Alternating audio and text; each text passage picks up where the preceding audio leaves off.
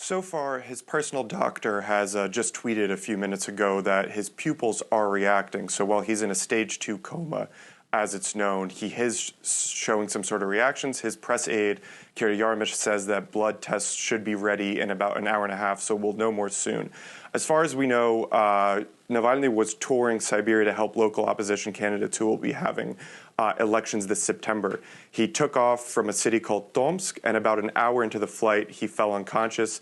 The plane made an emergency landing in another Siberian city called Omsk, not to be mistaken, where he was taken to the hospital. His press aide says that all he had this morning to ingest was tea, which he had in the airport, and photos surfaced this morning showing Navalny sitting in the airport having tea. That cafe says that it's opening an investigation trying to figure out what may have happened. That is it. And so this is why the people close to him are linking it specifically to that tea. Now, of course, a well-known outspoken critic of Russian President Vladimir Putin, but it's not the first time Navalny's staff say he has been poisoned. It's not the first time.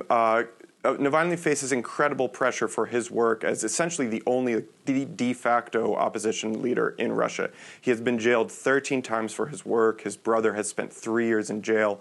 The Navalny supporters say that was to pressure his brother. And last year, one of those times that he spent in jail, he had an acute allergic reaction, which at least one doctor linked to attempting poisoning. We still don't truly know what happened there, but poisonings aren't unheard of for Russia when it comes to opposition activists. Pussy Riot activist Pyotr Verzilov in 2018 spent a month in a Berlin hospital after losing much of his sight and his hearing. He also linked that to a poisoning. But all of this calls to mind when Boris Nemtsov, an opposition politician, was shot and killed outside of the Kremlin in 2015.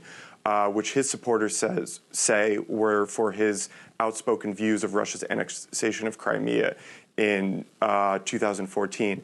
So we'll be watching this situation really closely. It's the big news out of the day out of Russia, and in a few hours we should know more.